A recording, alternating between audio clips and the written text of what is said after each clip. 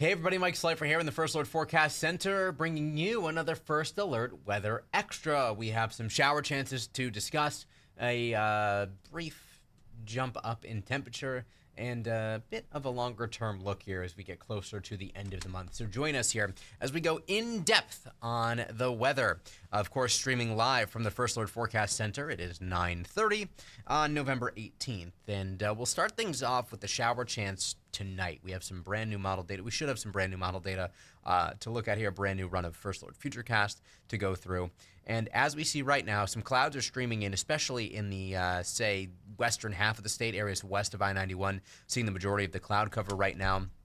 And if we zoom out a bit, that's all in relation with this storm system that we've been giving you the first alert to. Certainly some heavier rain in parts of West Virginia. We can actually pretty easily see the cold front moving through West Virginia and Kentucky right now. And we're watching the northern fringe of this, especially as the precip shield, or the where the rain is falling, starts to build north a little bit. We can actually see that pretty clearly as it moves closer to Pittsburgh and western Pennsylvania.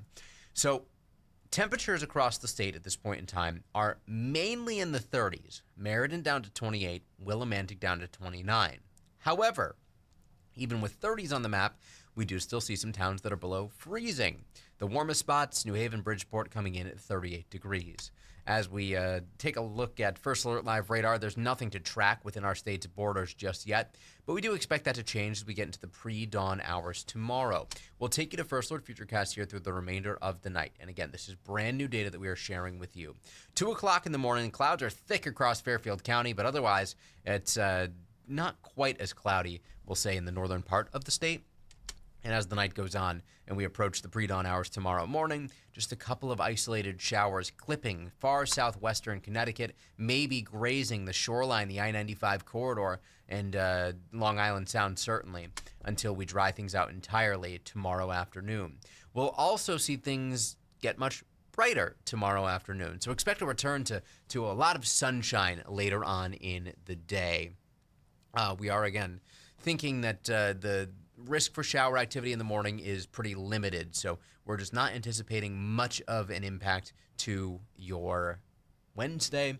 By the afternoon, well, it's going to be a decent day by November standards. So as you step out the door tomorrow morning, jacket, yes. Hat, yes. Umbrella, we're saying no. You can leave it at home. You certainly won't need it later in the day. We'll show you the bus stop forecast here. Outside of an isolated shower, we still battle a lot of cloud cover early on in the day. Temperatures in the upper 20s, low to mid 30s, climbing to the 40 to 45 degree range for recess. The ride home from school will be in the mid and upper 40s. Perhaps you are still looking at the leaves in your yard, thinking about when can I get to those. Tomorrow and Thursday are both looking like great days to tackle that project. And the reason is because both days will feature a calmer wind and both days will be dry. So leaves will be easy to move, the wind will not be blowing them back around, and temperatures, again, tomorrow peaking in the mid and upper 40s. We are very similar on Thursday. We're expecting a decent deal of sunshine later in the day Thursday, with temperatures falling off, especially once the sun sets. As a reminder, sunset this time of year is before 4:30. Today we made it to, officially for the Hartford area, 47 degrees. Normal high is 51. And we are just adding to our tally of days that are running below normal so far this month. We've had a couple of outliers here that have been a little bit milder than normal, but the overall theme has certainly been for things to be a bit cooler than normal. It's also been a fairly active month thus far. While the rainfall amounts themselves are not that big, there are quite a few days that feature at least some form of measurable rainfall for the Hartford area specifically. While tomorrow's shower chance is looking less impressive, there is another shower chance later in the week. Much more coming up on that in just a moment. Here's a live look at where I came in Middletown right now. Pretty quiet, really not much to chat about here in central Connecticut. We'll take you live to New Haven. In the distance, we can see the Pearl Harbor Memorial Bridge. 38 degrees right now in the Elm City and a calm wind. A live look at where I came right now in New London, showing 34 degrees, wind out of the north-northwest at 5 miles per hour. And it's dry. The ferry loading docks are all dry, so certainly no issues when it comes to travel tonight. Here's a live look from atop the Mattituck Museum in Waterbury, 32, and a calm wind. And we're overlooking the Green and West Main Street here, and it certainly looks nice and dry. So no issues if you have to be out on the road, if you work second or third shift. Sure, it's a little chilly out there, but travel will be nice and easy. Look at the calm wind across the state. So the calm wind, if we had a clear sky, would really let temperatures drop back quite a bit more. But since we are watching the clouds build in, we're thinking mid and upper 20s across the Litchfield Hills tonight. Goshen, Norfolk, 25 degrees, but 30 in New Milford, 30 in Woodbury, 29 tonight in Southington. We're saying 26 in Canton and Granby, 26 tonight in Ellington and Tolland, 26 in Storrs, 28 tonight in Pomfret and Plainfield. Jewett City, 28, 32 in Uncasville, 29 in Colchester, Portland, 29, 31 in Haddam, 35 in Brantford, 31 in Wallingford, and 32 in Ansonia, with temperatures between 30 and 35 throughout Fairfield County. We do again expect some increasing sunshine as the day gets a little bit later tomorrow. So, in other words, a brighter afternoon with temperatures peaking the mid and upper 40s. The exception could be extreme northwestern parts of the state, some of the higher elevation. So we'll, of course, be watching that pretty closely, but we're not expecting that's the outlier, I should say. 50 degrees is the normal high temperature as of tomorrow. So tomorrow's sort of a notable date for that reason. And now looking ahead, temperatures will be on either side of that 50-degree mark for the next several days, really for the next week.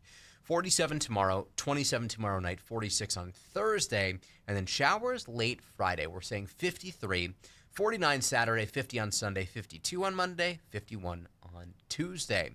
Note that tomorrow night is going to be the chilliest of the next 7 too, especially Friday night into Saturday. Along the shoreline, we're in the upper 40s the next couple of days. 55 on Friday, 51 Saturday, 52 Sunday, mid-50s both Monday and Tuesday next week. Now, there's that shower chance on Friday, but some of the newest data is not looking quite as impressive as some of the older data did. Here's the cold front as it starts to work its way through later on Friday. With its passage, we're really not seeing much in the way of shower chances, just increased cloudiness, and the area of low pressure that develops along it will be farther out to sea. In other words, since the front moves through more quickly, it's less likely that low will actually be close enough to us to bring the showers through. So when it comes to an impact perspective, that generally means things could be favored to be a little bit drier overall. And we certainly will be dry on Saturday. So at one point we thought maybe Saturday would start off a bit unsettled. Sunday was sort of the pick of the weekend. Now it looks like both days actually will be great. Definitely seasonable for this time of year. November 26th through December 2nd shown here. These shades of green indicate perhaps a higher likelihood that as we enter the new month, the pattern will stay a bit unsettled. Again, we've seen a fairly unsettled pattern so far this month. And when it comes to temperatures, this is a bit of an interesting graphic because of how it's changed. Over the last few days, as we've been looking to the end of November, start of December, we've had these shades of orange overhead, a higher likelihood that temperatures could be running a bit milder than normal, but we don't see that anymore. In fact, that cutoff is roughly at the Mason-Dixon. And that is going to be the change that we've seen here. So the pattern may not favor things to be quite as mild as we get into the start of December, the new month. So at one point, it was looking like things could be, again, favored to be warmer than normal. Now we'll see if that is the case. We still have some time, of course, to figure out the finer details. We always look at those graphics to get an idea of just sort of the evolution of the pattern. We had 9 hours and 43 minutes of daylight today. So we have lost 5 hours and 31 minutes of daylight since the summer solstice. And we have 36 minutes to lose. The winter solstice is in 35 days, which means in 36 days, we will start to gain daylight. Of course, it's very slow at first, but we really start to notice the difference, especially as we get to the end of January and sunsets are back in the 5 o'clock hour. So just about 2 months and a week or so to go before we start to see those later, relatively speaking, later sunsets return. Of course, in the meantime, well, it's still the darkest part of the year with the sunrise and the sunset, sunrise getting a little bit later, sunset getting a little bit earlier.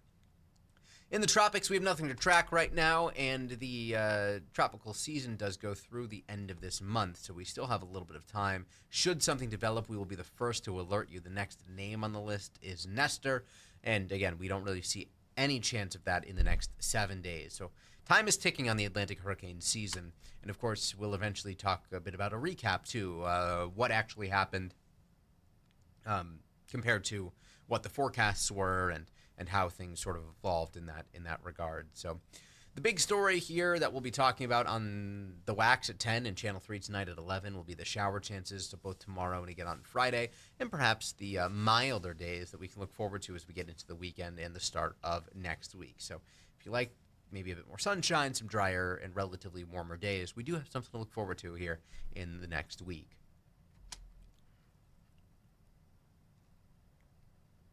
That'll do it for our first Alert Weather Extra. Next one is 8 o'clock tomorrow morning, streaming live here on WFSB Plus and on YouTube. But you can always get your first alert forecast on the Wax tonight at 10, Channel 3 tonight at 11, and again starting tomorrow morning at 4:30 with Scott Haney, and on the Wax tomorrow starting at 7 with Jill Gilardi. Thanks for joining us here. We hope you had a great day, and we look forward to you joining us on the Wax in 20 minutes. Have a great night.